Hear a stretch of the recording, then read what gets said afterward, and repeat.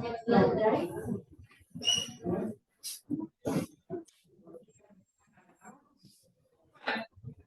días, vamos a presentar el servicio de pediatría y adolescencia en Ateneo, y este se trata de abuso sexual infantil por así. Dentro de los objetivos que nos proponemos para Ateneo es, primero, sobre todas las cosas, es presentar los objetivos sobre abuso infantil. Luego reflexionar acerca de las leyes, ¿sí? 25.061 y 27.255 que hagan, ¿sí? O que pongan la protección integral del niño, la niña y el adolescente, la ley de adopción y luego la ley de matrimonio igualitario, la 26.618, ¿sí? Y del Código Penal, respecto al delito contra la integridad sexual, ¿sí? Como bien jurídico de los niños, ¿sí? La protección. Bueno, todo esto consideramos, porque ya tenemos una estrategia a nivel interdisciplinario para poder lograr el manejo, ¿sí? De pacientes justamente que nos llegan al servicio, ¿sí? Al hospital, justamente víctimas de ácido maltrato. Y proponer, ¿sí? Por último, un checklist que hemos armado, ¿sí? Justamente para abordar estos pacientes que ingresan al servicio con diferencia. Bueno, dentro del caso que les vamos a presentar es una paciente de 8 años de edad, ¿sí?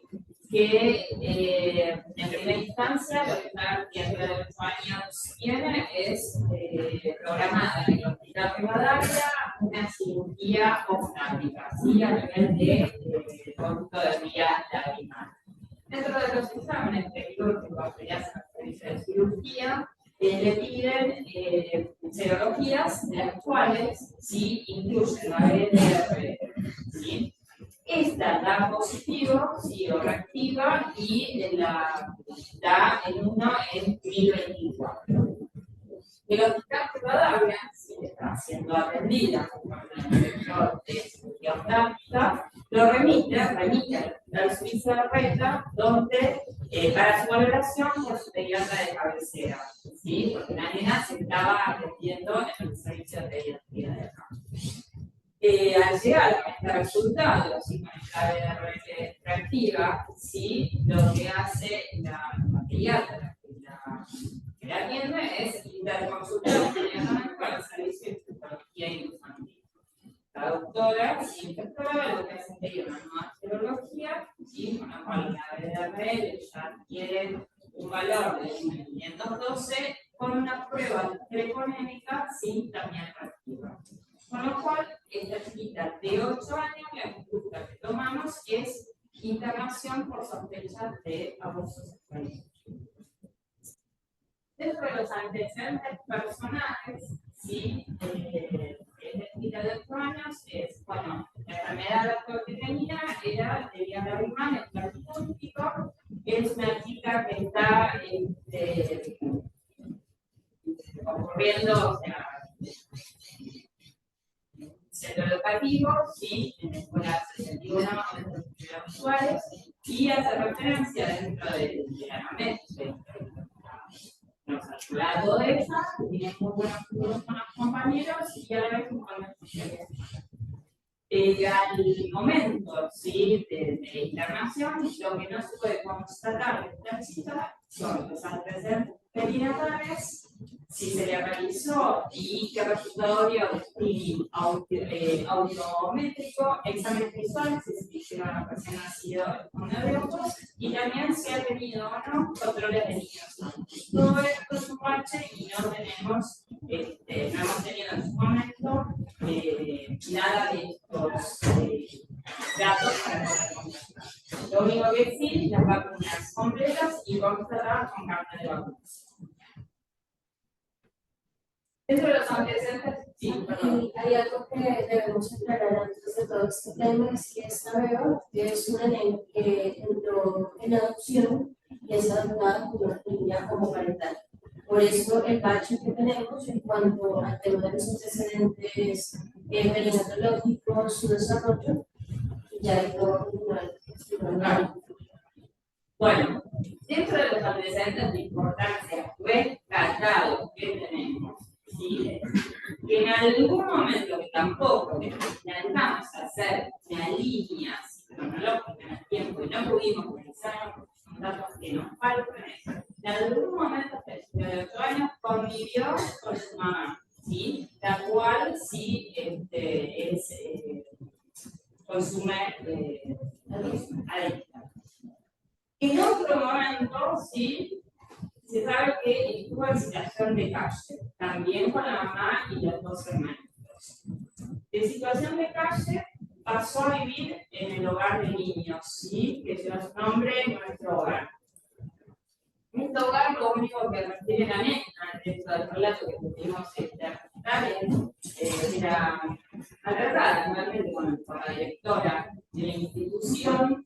También ha recibido golpes de esa directora y todo un maltrato así a nivel psicológico de ponerla en contra de esta pareja, ¿sí? Parental que llevó el proceso de adopción. Así que bastante mal también la razón en el hogar de niños.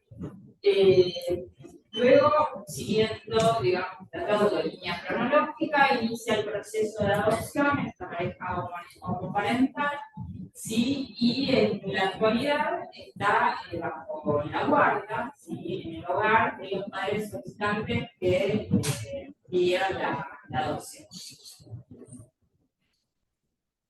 Bueno, el examen físico, ¿sí? Al ingreso de la sala, ¿sí? A nivel del examen pediátrico general, se evaluó que el desarrollo del crecimiento era acorde a la edad. A nivel del examen ginecológico, ¿sí? Justamente al entrar con un diagnóstico de sospecha,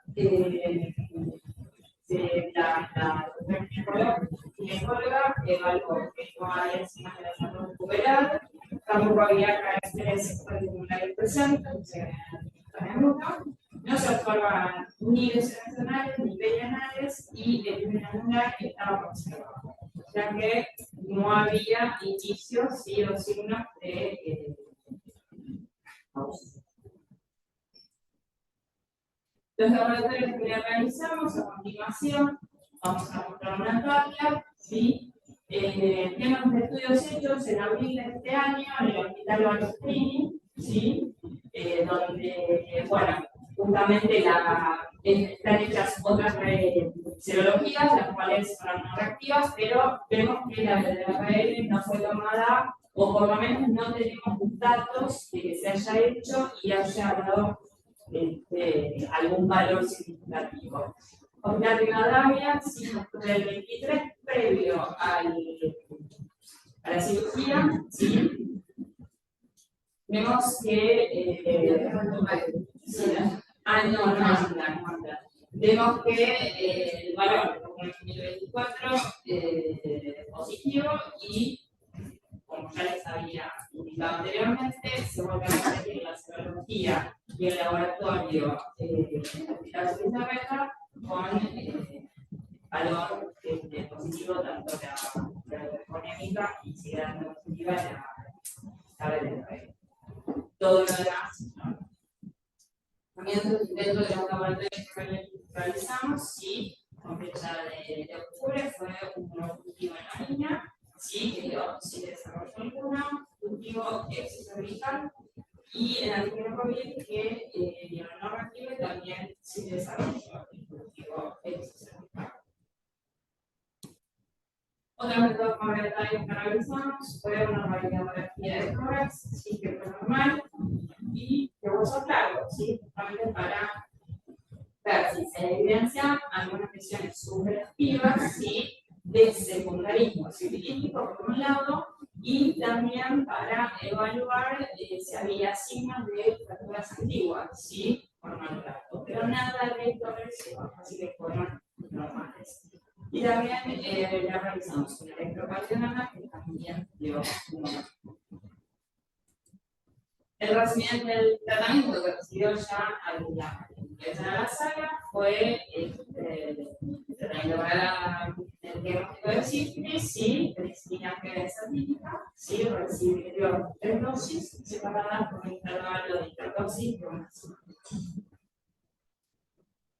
Bueno, a nivel de la vigilancia epidemiológica de los familiares, sí, el grupo de convivientes, la fecha del 23 de octubre, tiene 2 hermanos, ellas que son del mismo padre y apellido, porque también a la vez, digamos, interrogando, sabemos que tiene 3 hermanos mayores, sí, con los cuales no sabemos si tiene o no contacto hoy en día, pero sí tiene una hermana y una hermana que son del mismo apellido, ¿sí? Y a los cuales también se estudió con serologías y no reactivas tanto la ORL como la prueba termonómica.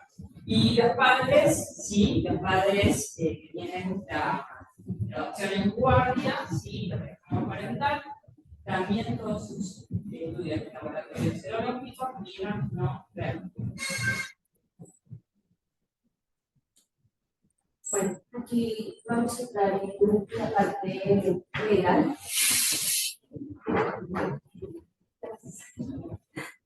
Bueno, vamos a hablar inicialmente de la ley 2661, que es la ley de protección integral de los derechos de los niños y adolescentes, en muchísimos artículos. Acá estamos mencionando los más importantes cuando es el caso, porque esta ley habla de casi todos los derechos que pueden ser vulnerados en los niños y adolescentes. Aquí nos interesa el artículo 1 que habla de protección integral de los derechos de los niños y adolescentes. El derecho a ser oídos y atendidos en cualquier ámbito o momento, que lo citan en el artículo 2 y el artículo 27, y de manera prioritaria que lo habla en el artículo 5. Enfocándonos en estos 3 artículos, nos preguntamos, en el caso de esta nena, ¿realmente fue escuchada y atendida de manera prioritaria? No sabemos. Viene de una situación de calle con una madre con problemas de consumo de sustancias, maltrato en el hogar, y unas pruebas iniciales de los hospitales clínicos muestran ciertas serologías, pero la BNL está en duda. Después encontramos las serologías que en el hospital, si le están haciendo un estudio quirúrgico para poder hacer la expresión del ojo, no sabemos el por qué realmente tienen esas pruebas. O sea, hay un bache en la historia que no conocemos. En cuanto al artículo 4, que habla de fortalecer el plan de familia, es algo que esta nena y sus hermanos recién están disfrutando, porque según lo que tenemos entendido, es una chica que viene siendo maltratada. La participación comunitaria, en el artículo 6, los amos también se estuvo vulnerada si hubo alguien que quiso hacer la denuncia o desconocía que al ser trabajador con niños y adolescentes tienen la obligación de denunciar. La responsabilidad familiar que actualmente la está disfrutando porque sus padres tienen ahora siempre la guarda, por lo tanto, sin todos los temas de salud que se encuentran con esta situación.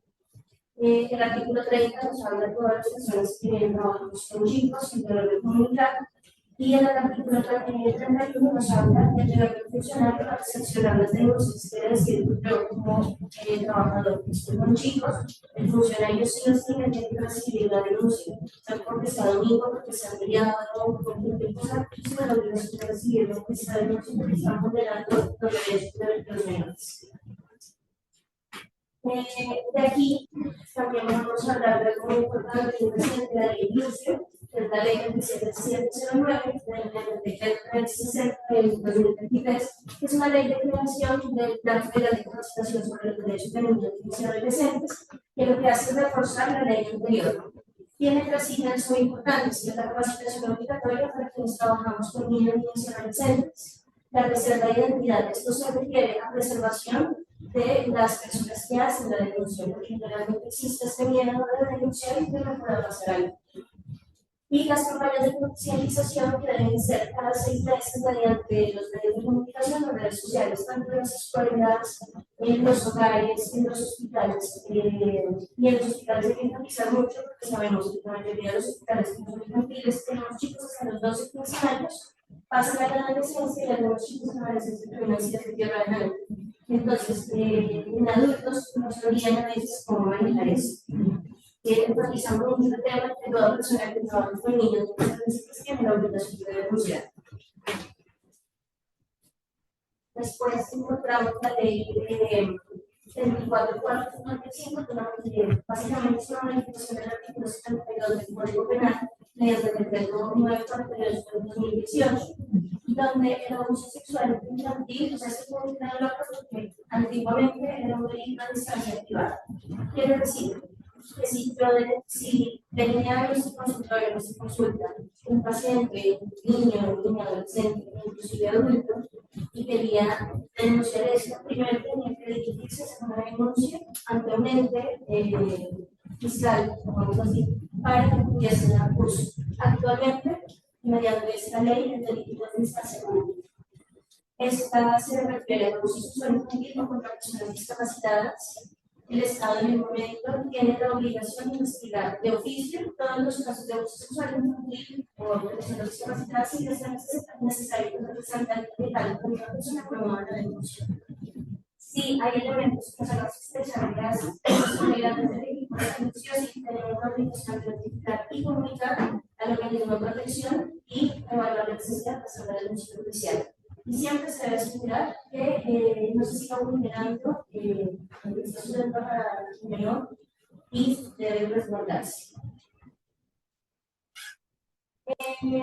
Otra ley muy interesante que se da a través de todo esto es la ley PIASA, la ley 6705 del 2011, que es una reforma del artículo 63 del Código Penal, que hablaba de los casos de prescripción de ASI. No sé si recuerdan la ley PIASA, un varón que fue abusado desde los 6 hasta los 16 años por su hermano mayor, cuando tenía 6 años, su hermano 25 años, donde él relata toda la historia de que su abuso era consentido básicamente toda su familia lo conocía, criado en una familia bastante prestante de la ciudad, que tenía mucho dinero, pero tanto papá, mamá y otros hermanos conocían lo que estaba sucediendo. Esta persona, Piazza, empieza a descubrir que tenía una orientación sexual homosexual, pero tenía que precisarse y mostrar ante la sociedad que era un chico heterosexual, tenía una familia muy pesada. Él empieza a aburrirse de toda esta situación del abuso de su hermano y decide irse, venirse para la ciudad y empieza a hacer diseño, y ahí descubre realmente su orientación sexual. Decide, ya siendo adulto, denunciar y se crea la primera parte de la ley PIASA en 2011, donde habla de que los casos de prescripción, cuando denuncias, empiezan a correr a partir de que la persona es mayor de edad. Es decir, en ese momento, si un chico quería hacer la denuncia y tenía, no sé, 11 o 12 años, tenía que esperar a la mayoría de edad para que se le diera curso a la continuidad del estudio de la denuncia. Entonces, ¿qué pasó? Empezó a salir muchas denuncias de personas adultas que decían que a los 6-7 años no fue usado un ratito, a los 15 o a los 20, y se creó la modificación de acuerdo a la ley 27.206 de 2015, donde se habla de la ley de respeto al artículo de las víctimas. Esto habla de que el tipo de prescripción se ejecuta a partir del momento de la denuncia. Hablaba él mismo que el hecho de que no denuncie siendo pequeño sigue siendo muy difícil desde adulto, es decir, voy a denunciar que siempre va a existir este miedo que no nos quiera. Crean que está mal, crean que porque la persona homosexual quería justificar su tendencia sexual solamente diciendo que lo voy a abusar. Entonces, ahora nos preguntamos, ¿cómo nos vamos a hacer aún así? Tenemos lineamientos de los abusos sexuales, de la parte del abuso sexual, y entre ellos también está la parte del embarazo forzado en la adolescencia, que es otro tema. Lo primero que hay que hacer es la intervención que está dada por momentos. En primer momento es la determinación, después la comunicación, con denuncia y el desarrollo de la atención integral. En la determinación hablamos básicamente de la consulta específica, la sospecha generada en la consulta. Los objetivos es construir una historia clínica desde la anamnesis completa, haciendo una evaluación preliminar del riesgo y brindando una atención médica preliminar, general.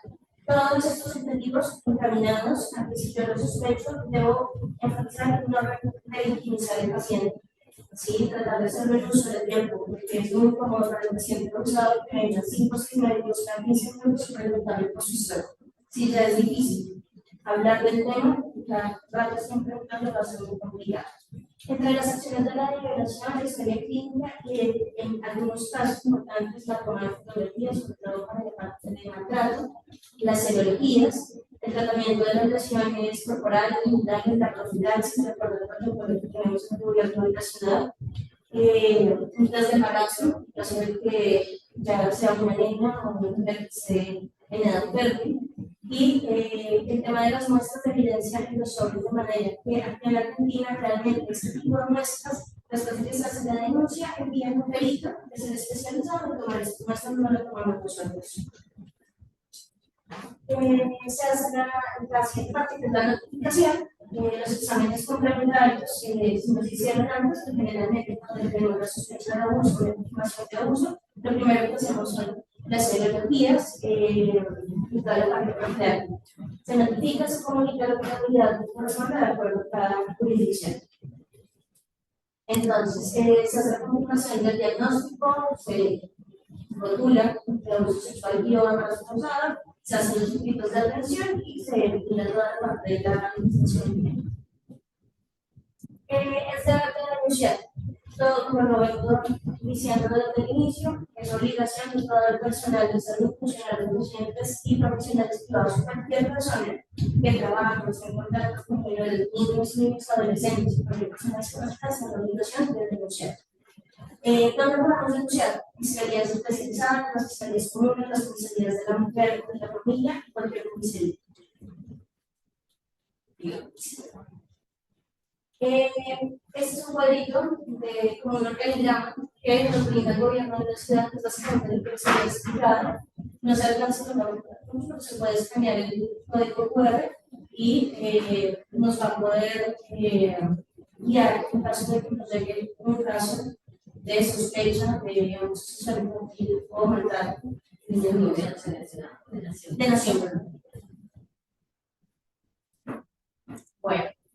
Ahora, cosas importantes. ¿Cómo podemos mejorar el manejo de ASI si el paciente ingresa derivado de un servicio que no se trabaja externo?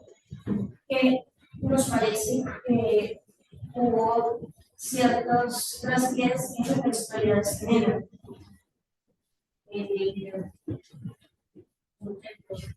Era algo importante.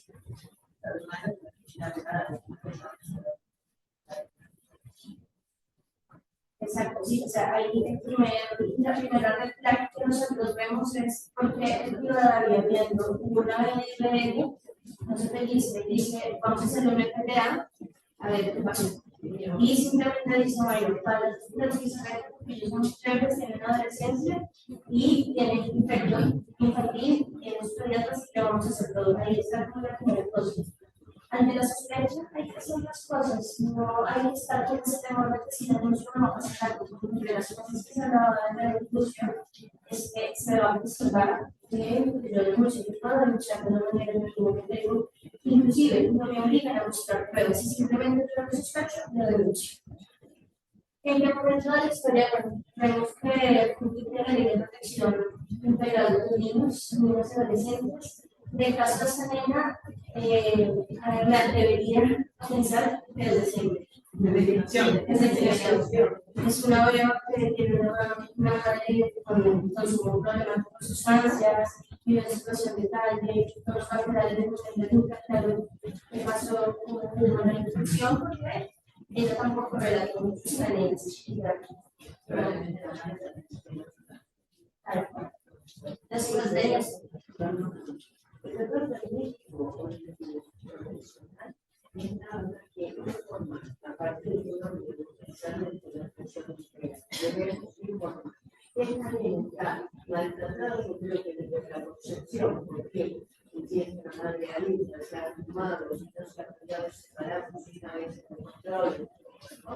También estaba dañando eso.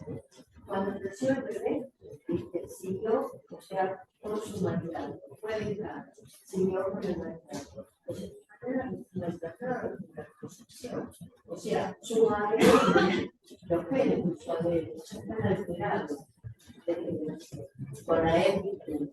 Entonces, él necesita que pase segunda pregunta, ¿en qué momento de la historia de la vida se puede dirigir a la ley? En todo momento. Los mecanismos de la adopción se reproducen, sí, y no independientemente de que fuera un parental o heterosexual o todo lo que quiera, son importantes.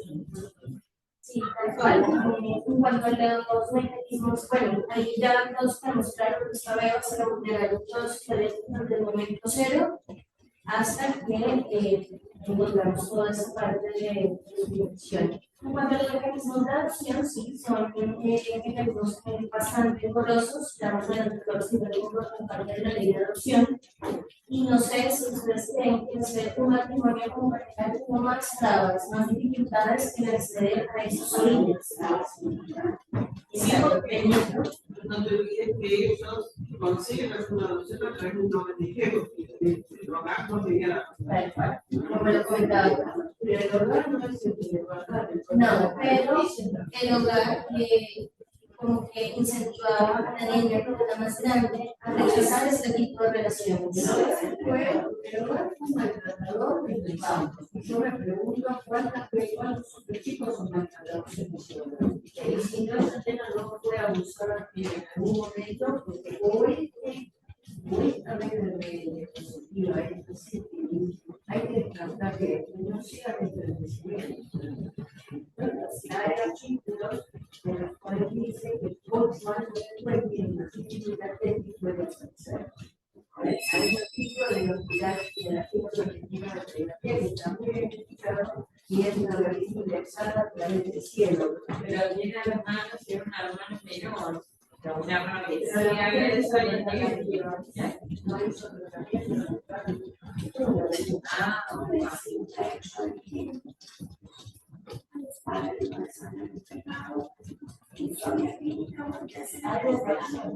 ¿Qué pasó?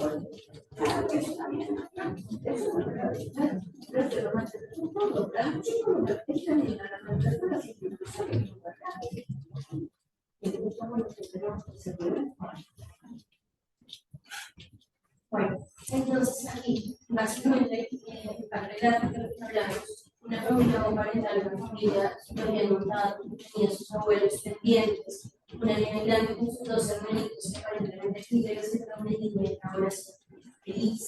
¿Qué hay detrás de toda esta historia de ella y su familia? Entrando un poco a la ley de adopción, la ley de adopción se dio la ley 479 de 1997 de la mano, se dio la ley de adopción, siendo Argentina el primer país de Latinoamérica que la ley de adopción. Después viene la ley 2618 del 2010 que habla de matrimonio igualitario, donde Argentina es el primer país de Latinoamérica que lo aprueba la sexta nación a nivel mundial que dice sí al matrimonio igualitario. Si nos colocamos a leer de manera detenida la ley de adopción, en ningún lado cita que estas familias homoparentales tengan el derecho a adoptar. Pero lo que se buscó con la ley 2618 de 2010 de manera no implícita es que todos los niños puedan ser adoptados independientemente de su familia, como parental, heteroparental, homoparental. No. ¿Por qué? En esta parte homoparental prevaleciendo el interés superior del niño, ¿sí? Aceptando los derechos indispensables de tener una familia, como son herencia y posibilidad de adoptar. Pero en cuanto a que está engorroso la ley de adopción, sí, tiene ciertos requisitos que la pareja que va a adoptar ese niño debe ser por lo menos 18 años mayor que el niño que va a adoptar. Debe tener por lo menos más de 30 años, o si son menores de 30 años, estas parejas deben haber cumplido mínimo 3 años. Ahí ya empiezan muchas trabas. Por otro lado, para poder adoptar, deben entregar estos niños mínimo 6 meses hasta máximo 1 año de la guarda de adoptantes para que llegue hasta el juicio de adopción y decidan si son aprobados o no.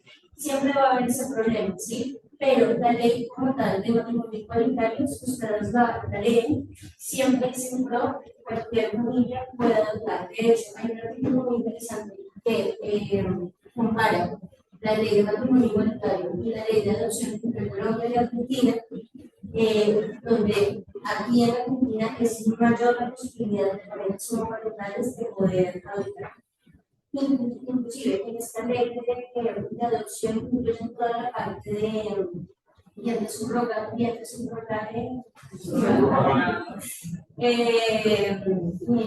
toda la parte de inseminación, todo lo colocan allí.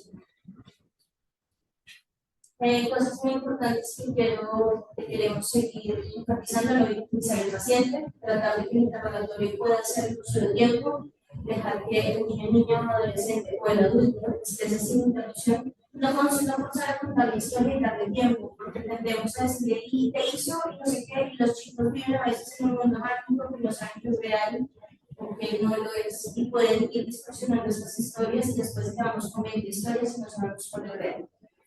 Explicar al paciente y a la familia la importancia de la veracidad del proceso de manera amable y cuidadosa. No podemos ser toscos al hablar con los chicos, con la familia, porque eso también genera miedo, genera rechazo, y es fundamental la relación médico-paciente.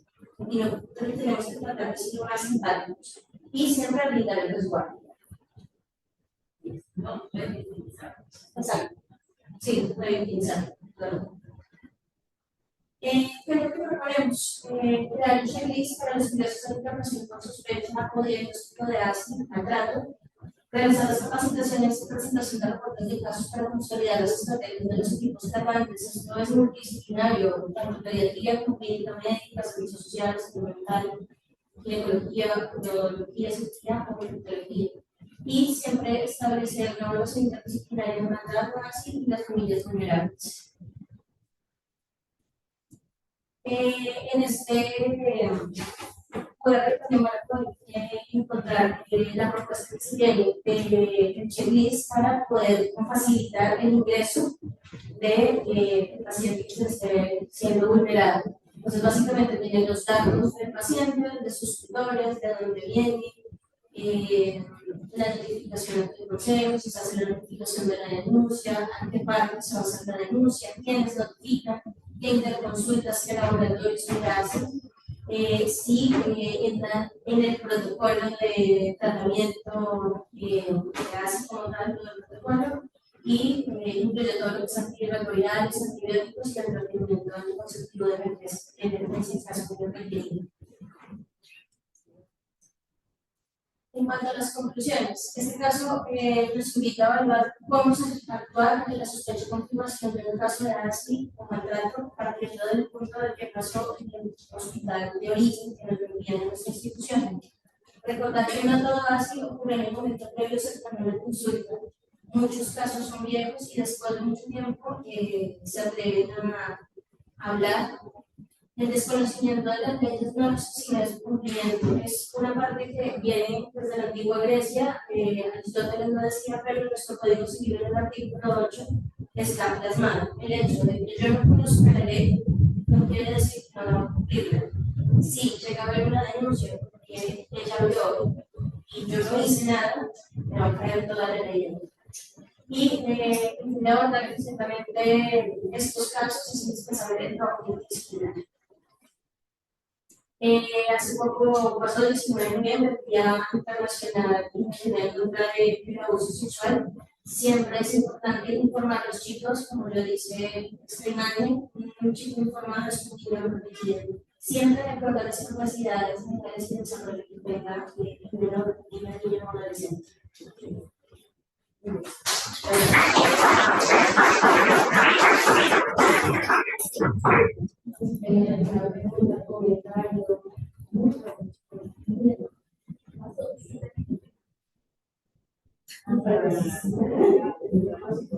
No sé si habrá alguna pregunta.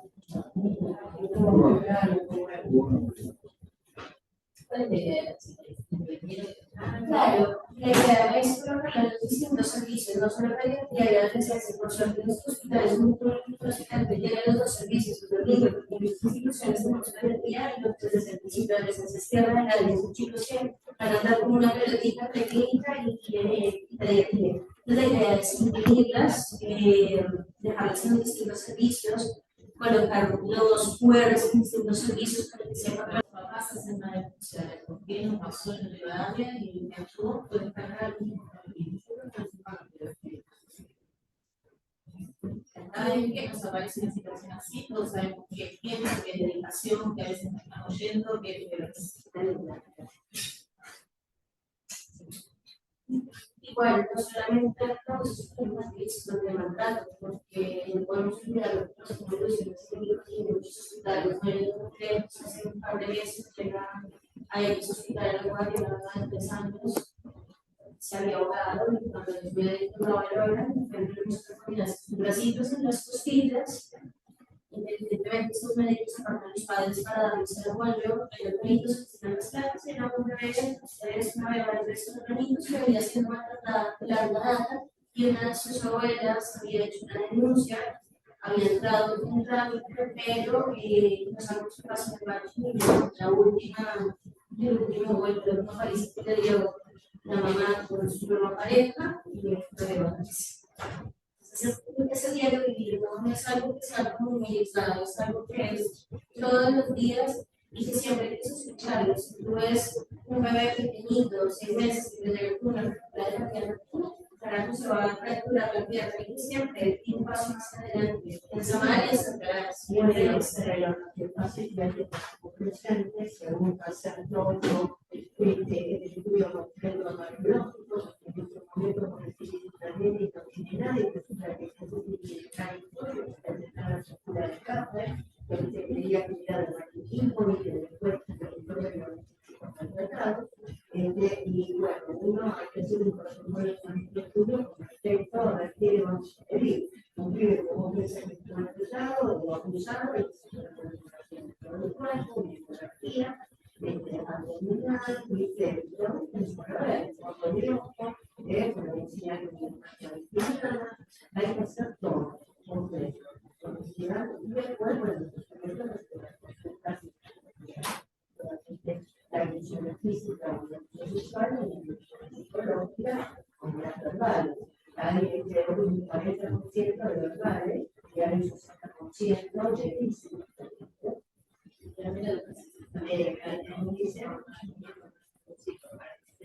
En el UNICEF dice que de 10 chicos, 7 son. Yo creo que lamentablemente hoy no se va a poder hacer concurrencia, pero creo que acá es fundamental lograr un equipo interdisciplinario, que era la idea, ¿no? Que tendríamos que poder coordinar para iniciarlo, porque tenemos un montón de casos, ¿cierto? Totalmente habitual. Este es un caso significativo por un montón de cosas que lo atravesaron, temas sociales. Y lo que pasa es que a muchos sectores infantil tenemos algo. Y creo que desde el hospital estaría bueno como lo hablamos, ¿no? Empezar a hacer ese consultorio, no sé si consultorio, pero comité, podríamos llamarle, interdisciplinario, con las diferentes, o sea, las metodologías que son a los chicos que están presentes en la guardia, bueno, tiene Costabales, que está en guardia, después también por el efecto, todo lo que hablamos también. Es un equipo disciplinario, pero armarlo, eso sería lo fundamental. Yo quiero que lo digan, es muy fácil armar, acá maneja las indicaciones del hospital. Necesitamos ser 12 integrantes para que sea grupo de trabajo, puede funcionar como comité o grupo de trabajo. Necesitamos ser 12 integrantes, damos 12 y uno se necesita como presidente del grupo de trabajo, un secretario, se presenta la nota a la subdirección y la subdirección va a hablar porque todo lo que tenga que ver con cuestiones que no son ni remuneradas, ni no vamos a tener trabas desde lo no, al contrario, o sea, nosotros lo hicimos, lo definimos como lo que tuvo que ver con el grupo de trabajo de promoción voluntaria de embarazo, que lamentablemente todavía no está funcionando legal en el hospital como debería ser. No pudimos tener consultorio formal para eso, seguimos trabajando como un grupo de trabajo, pero bueno, lo escribimos y lo formalizamos en ese lugar porque es una ley a la que hay que dar respuesta, como a todo el control de la presentación. Entonces, por lo menos nosotros como profesionales, hacer todo lo posible, ¿sí? Si a veces no hay una respuesta institucional, hacer todo lo que esté a nuestro alcance para decir, intentamos esto, estamos trabajando así, y si después viene una mejora en eso, bienvenido sea. Ese famoso comité hace mucho tiempo que estaba con cuenta, incluso hay un libro donde se había una persona que pero no se dio ni está, que se lo llevó a la abogada. Formalicemos. O sea, yo me comprometo a escribirlo si están de acuerdo, y lo hablamos y lo firmamos y bueno, y lo presentamos. Es una de las cosas que hay que hacer. Es importante tener en cuenta dentro de la protección del mismo. Es una concienciación completa de la ciudadanía. Se debe realmente estabilizar. Se quedó ahí, por miedo, por falta de información, y sacarse el problema de encima. Sí, cuando se estabilizaba, estaba la niña y estaba vulnerada completamente, como para que todavía siendo una institución, con los médicos que viven ahí, hayan tocado la pelota, o sea, no. Estaba vulnerada, Pero yo comparto con la FUA hacer la huelga como corresponde. Yo sé, una de las preguntas que me hago, y no sé si arriba de la mediatría es mediatría. No tiene información, pero sí, claro, el doctor Julita es el jefe ahora. El doctor Julita, que era el jefe de docencia, es el jefe de mediatría. Si lo tiene olvidado, es el Fernández que lo tiene pegado casi.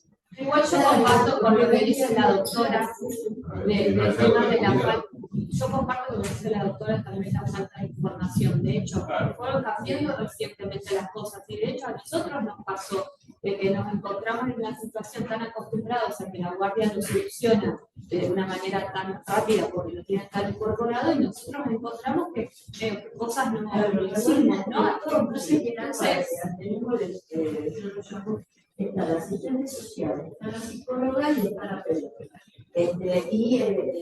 Y la psiquiatra. Entonces, cuando la pediatra detecta, pasa a los otros tres. Y ahí es donde se forma ya y sale como un panca cocinado. Es una comunicación con el consejo. El consejo viene si se da de alta, si no se da de alta. Claro, y ya estamos. La nena o el nene están resguardados y ustedes están resguardados también. claro, el tema sucede cuando vienen por otro lado.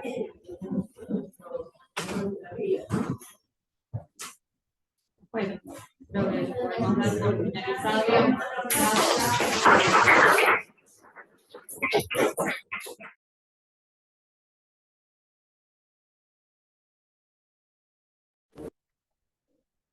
Preparemos más entrenación hacemos y más producción hacemos para evitar y más detectamos más rápido.